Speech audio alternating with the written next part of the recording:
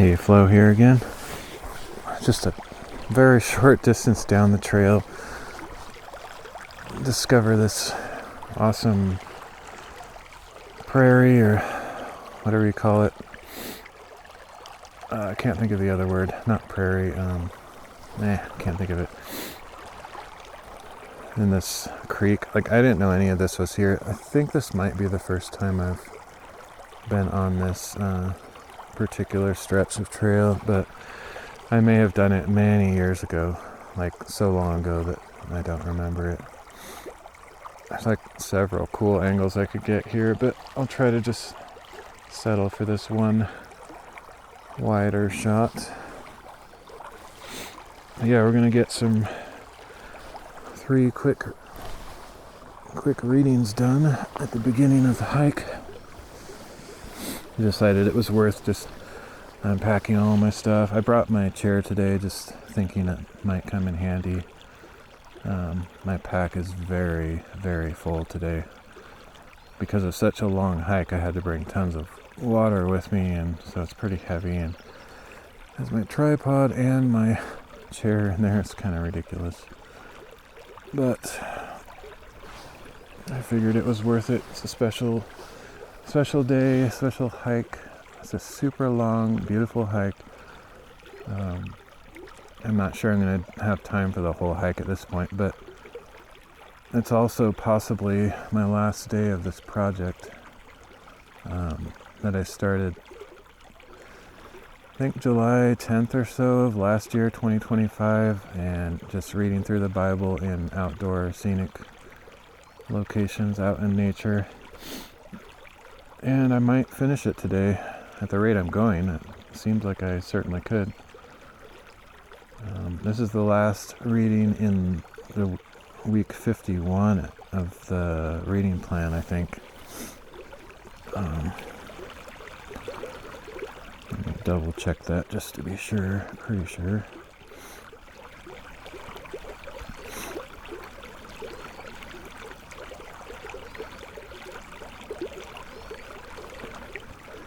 Yep, and then it's just 5 more readings for the last week, 52. So yeah, I don't know, I feel like this should be a momentous day. It's one of those times when you feel like it should mean something extra special. It's kind of weighing on me a little bit, but partially because of how I'm not able to summon meaning or glory or deep thoughts or reflections beyond my limited abilities.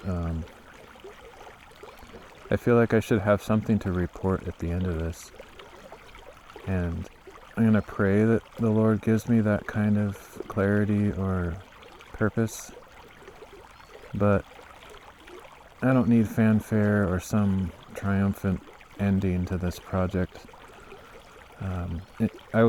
I guess I'm a little bit disappointed that it didn't get more traction on the sites, on the streaming sites or the content sites, whatever, video sites. But honestly, I'm not that surprised. It would have been more fun to have a bunch of people enjoying it and commenting and stuff, but honestly, that's not why I did it. So it's okay. I'm doing it for my own spiritual growth, primarily, and just to stay alive, to stay spiritually alive, to stay sane. It's like I felt like I needed to do it, and I'm really glad that I did it. Now that it's coming to a close, I'm kind of now what am I going to do? But also I have so much editing to do. The project is really just beginning. I'm almost done filming the content, but I have so much cutting and editing to do to make each chapter its own concise video. That'll take so long. And in a way, it's good because that will be the continuation of the study itself. It'll be my meditation and reflection that continues beyond the adventures that I had. And I'll still go out on adventures. I just probably won't do more of these reading live streams necessarily, although I was considering doing it again, but I think I'll take a break at least and decide if I'm going to do it again. And if I did it again, I'd probably read a different version of the Bible or something, make something different about it. I've thought about, like, there's several other copyright-free versions, including King James and the Net Bible and some others. But anyway, we'll see if I do anything. I need a break though after this, and I'll be doing the editing anyway. So anyway, that's a lot of blabbing more than I need to. But let's just finish week 51. It's going to be in Nehemiah chapter 1 through 3 and Revelation 17.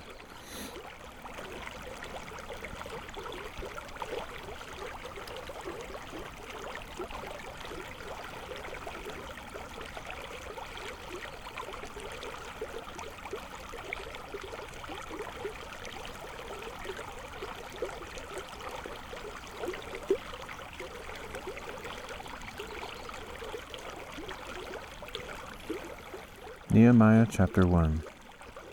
These are the words of Nehemiah, son of Hakaliah, in the month of Chislev, in the 20th year, while I was in the citadel of Susa. Hanani, one of my brothers, arrived with men from Judah. So I questioned them about the remnant of the Jews who had survived the exile, and also about Jerusalem.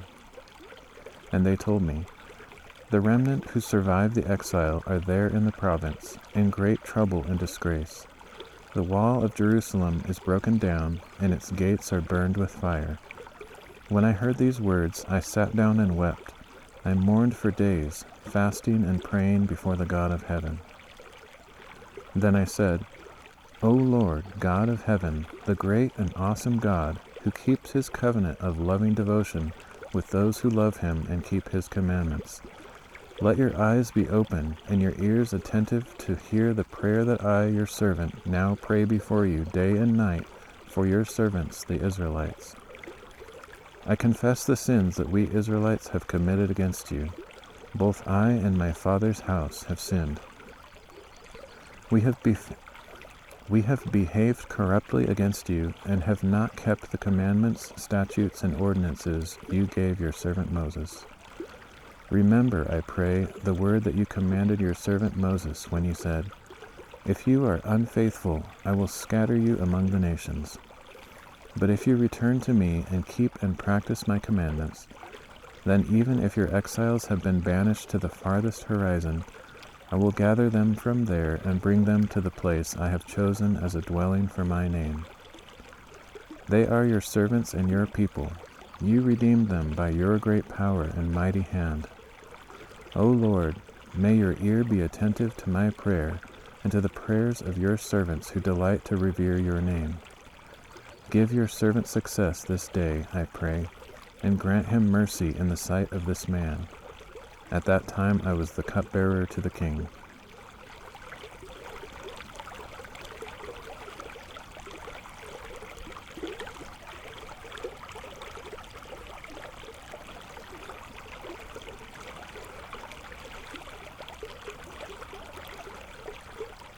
Nehemiah chapter 2. Now in the month of Nisan, in the 20th year of King Artaxerxes, when wine was set before him, I took the wine and gave it to the king. I had never been sad in his presence, so the king said to me, "Why is your face sad, though you are not ill? This could only be sadness of the heart." I was overwhelmed with fear, and replied to the king, May the king live forever. Why should I not be sad when the city where my fathers are buried lies in ruins, and its gates have been destroyed by fire? "What is your request?" replied the king. So I prayed to the God of heaven, and answered the king, "If it pleases the king, and if your servant has found favor in your sight, I ask that you send me to Judah, to the city where my fathers are buried, so that I may rebuild it." Then the king, with the queen seated beside him, asked me, How long will your journey take, and when will you return?" So it pleased the king to send me, and I set a time. I also said to him, "If it pleases the king, may letters be given to me for the governors west of the Euphrates, so that they will grant me safe passage until I reach Judah. And may I have a letter to Asaph, keeper of the king's forest, so that he will give me timber to make beams for the gates of the citadel to the temple, for the city wall, and for the house I will occupy." And because the gracious hand of my God was upon me, the king granted my requests. Then I went to the governors west of the Euphrates and gave them the king's letters. The king had also sent army officers and cavalry with me. But when Sanballat the Horonite and Tobiah the Ammonite official heard about this, they were deeply disturbed that someone had come to seek the well-being of the Israelites. After I had arrived in Jerusalem and had been there 3 days, I set out at night with a few men. I did not tell anyone what my God had laid on my heart to do for Jerusalem. The only animal with me was the one on which I was riding. So I went out at night through the valley gate toward the well of the serpent and the dung gate, and I inspected the walls of Jerusalem that had been broken down, and the gates that had been destroyed by fire. Then I went on to the fountain gate and the king's pool, but there was no room for the animal under me to get through. So I went up the valley by night and inspected the wall. Then I headed back and re-entered through the valley gate. The officials did not know where I had gone or what I was doing, for I had not yet told the Jews or priests or nobles or officials or any other workers. Then I said to them, "You see the trouble we are in. Jerusalem lies in ruins, and its gates have been burned down. Come, let us rebuild the wall of Jerusalem, so that we will no longer be a disgrace." I also told them about the gracious hand of my God upon me, and what the king had said to me. "Let us start rebuilding," they replied, and they set their hands to this good work. But when Sanballat the Horonite, Tobiah the Ammonite official, and Geshem the Arab heard about this, they mocked us and ridiculed us, saying, "What is this you are doing? Are you rebelling against the king?" So I answered them and said, "The God of heaven is the one who will grant us success. We, his servants, will start rebuilding, but you have no portion, right, or claim in Jerusalem."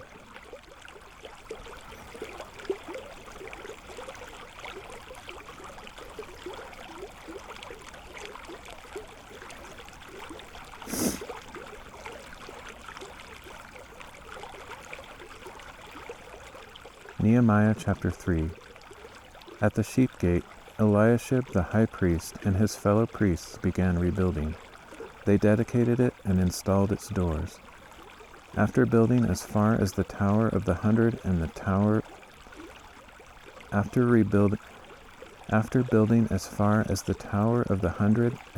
of Hananel, they dedicated the wall. The men of Jericho built next to Eliashib, and Zakur son of Imri built next to them. The fish gate was rebuilt by the sons of Hassanah. They laid its beams and installed its doors, bolts, and bars. Next to them, Meremoth son of Uriah, the son of Hakaz, made repairs. Next to him, Meshullam son of Berechiah, the son of Meshezabel, made repairs, and next to him, Zadok son of Bana made repairs as well. Next to him, the Tekoites made repairs, but their nobles did not put their shoulders to the work under their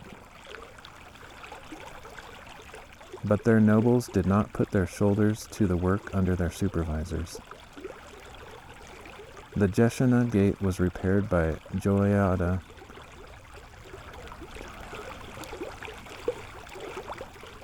The Jeshana gate was repaired by Joiada son of Paseah and Meshullam son of Besoadiah.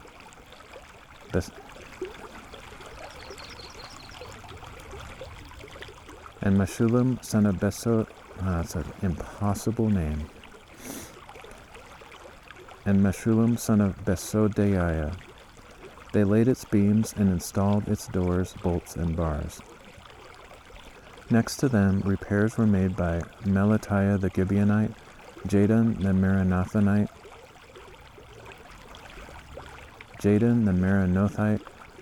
and the men of Gibeon and Mizpah, who were under the authority of the governor of the region west of the Euphrates. Next to them, Uzziel son of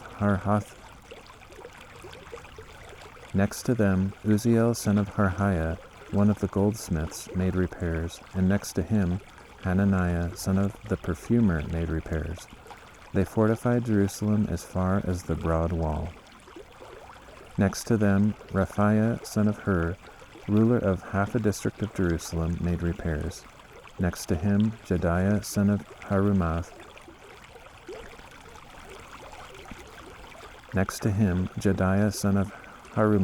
Made repairs across from his house, and next to him, Hattush son of Hashabneiah.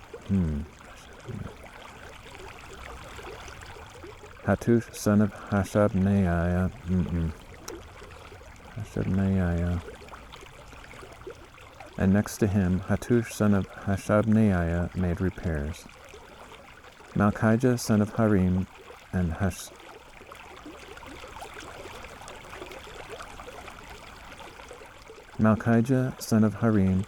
Mashub son of Pahath Moab repaired another section, as well as the tower of the ovens.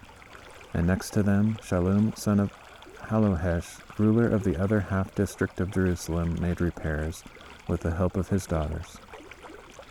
The valley gate was repaired by Hanan and the residents of Zanoah. They rebuilt it, installed its doors, bolts, and bars, and repaired 1,000 cubits of the wall as far as the dung gate. The dung gate was repaired by Malchijah son of Rechab, ruler of the district of Beth Hekarim. He rebuilt it and installed its doors, bolts, and bars. The fountain gate was repaired by Shallun son of Kol-Hoseh, ruler of the district of Mizpah. He rebuilt it, roofed it, and installed its doors, bolts, and bars. He also repaired the wall of the pool of Shelah near the king's garden, as far as the stairs that descend from the city of David. Beyond him, Nehemiah son of Azbuk, ruler of a half-district of Beth Zur, made repairs up to a point opposite the tombs of David, as far as the artificial pool and the house of the mighty. Next to him, the Levites made repairs under Rehum son of Bani, and next to him, Hashabiah, ruler of a half-district of Keilah, made repairs for his district. Next to him, their countrymen made repairs under Binnui, son of Henadad, ruler of the other half-district of Keilah. And next to him, Ezer, son of Jeshua, ruler of Mizpah, repaired another section opposite the ascent to the armory, near the gate in the wall, near the angle in the wall. Next to him, Baruch, son of Zabbai, diligently repaired another section, from the angle to the doorway of the house of Eliashib the high priest. Next to him, Meremoth, son of Uriah, the son of Hekaz, repaired another section, from the doorway of the house of Eliashib to the end of the house. And next to him, the priests from the surrounding area made repairs. Beyond them, Benjamin and Hashub made repairs in front of their house, and next to them, Azariah, son of Maaseiah, the son of Ananiah, made repairs beside his house. After him, Binnui, son of Henadad, repaired another section, from the house of Azariah to the angle and the corner. And Palau, son of Uzai, made repairs opposite the angle and the tower that juts out from the upper palace of the king, near the courtyard of the guard. Next to him, Pedaiah, son of Parash, and the temple servants living on the hill of Ophel, made repairs opposite the water gate toward the east and the tower that juts out. And next to them, the Tekoites repaired another section, from a point opposite the great tower that juts out to the wall of Ophel. Above the horse gate, each of the priests made repairs in front of his own house. Next to them, Zadok, son of Emer, made repairs opposite his house, and next to him, Shemaiah, son of Shechaniah, and next to him Shemaiah son of Shechaniah, the guard of the east gate, made repairs. Next to him Hananiah son of Shelemiah, as well as Hanan the sixth son of Zalaph, repaired another section. Next to them Meshullam son of Berechiah made repairs opposite his own Meshullam son of Berechiah made repairs opposite his own quarters. Next to him Malchijah, one of the goldsmiths, made repairs as far as the house of the temple servants and the merchants, opposite the inspection gate, and as far as the upper room above the corner. And between the upper room above the corner and the sheep gate, the goldsmiths and merchants made repairs.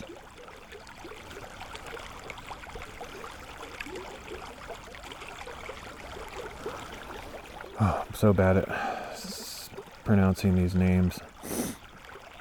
But almost done. Those are my least favorite parts to read, just because I know I'm saying all the names wrong and I have to say it so clumsily and slowly. It's always been a struggle, but oh well.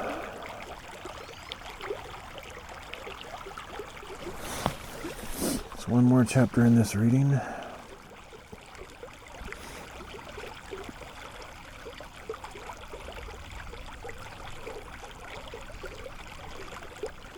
Revelation chapter 17. Then one of the 7 angels with the 7 bowls came and said to me, "Come, I will show you the punishment of the great prostitute who sits on many waters. The kings of the earth were immoral with her, and those who dwell on the earth were intoxicated with the wine of her immorality. And the angel carried me away in the spirit into a wilderness, where I saw a woman sitting on a scarlet beast, that was covered with blasphemous names and had 7 heads and 10 horns. The woman was dressed in purple and scarlet and adorned with gold and precious stones and pearls. She held in her hand a golden cup full of abominations and the impurities of her sexual immorality. And on her forehead a mysterious name was written, Babylon the Great, the mother of prostitutes and of the abominations of the earth. I could see that the woman was drunk with the blood of the saints and witnesses for Jesus, and I was utterly amazed at the sight of her. "Why are you so amazed?" said the angel. "I will tell you the mystery of the woman and of the beast that carries her, which has the 7 heads and 10 horns. The beast that you saw, it was and now is no more, but is about to come up out of the abyss and go to its destruction. And those who dwell on the earth, whose names were not written in the book of life from the foundation of the world, will marvel when they see the beast that was and is not, and yet will be. This calls for a mind with wisdom. The 7 heads are 7 mountains on which the woman sits. There are also 7 kings. 5 have fallen, 1 is, and the other has not yet come. But when he does come, he must remain for only a little while."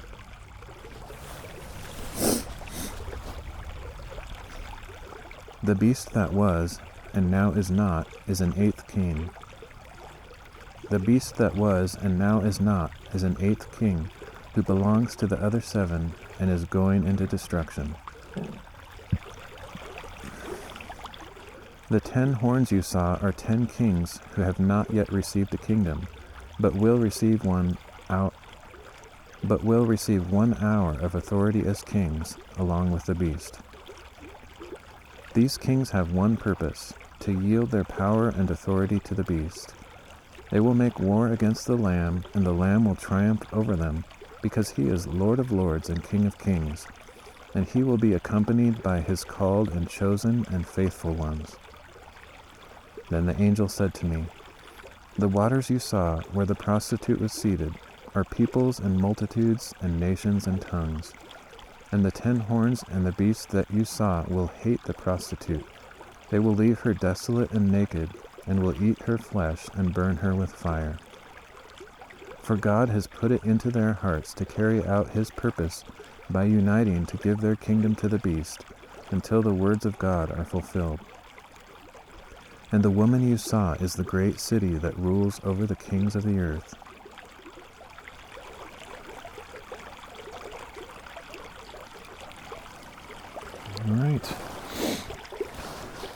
that's it for this reading. Can't remember if I marked it. Let me check.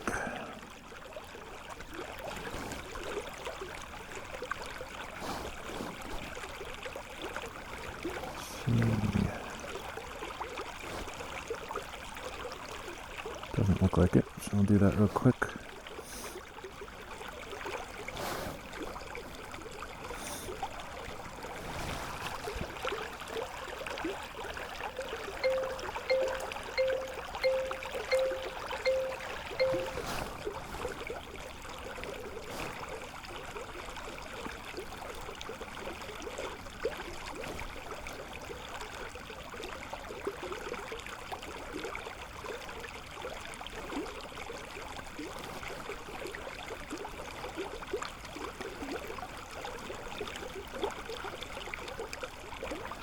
Get set up for the next reading real quick.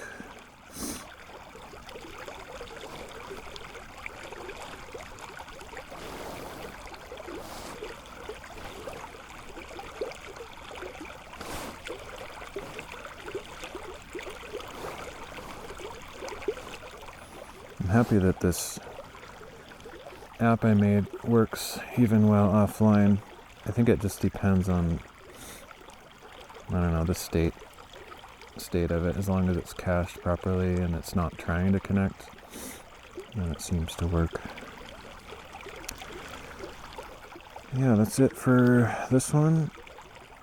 That's 3 out of 8 that I kind of hope to finish today, but if I don't, I'll do one more outing somewhere, probably tomorrow or the next day. But it would be cool to finish today if I have time.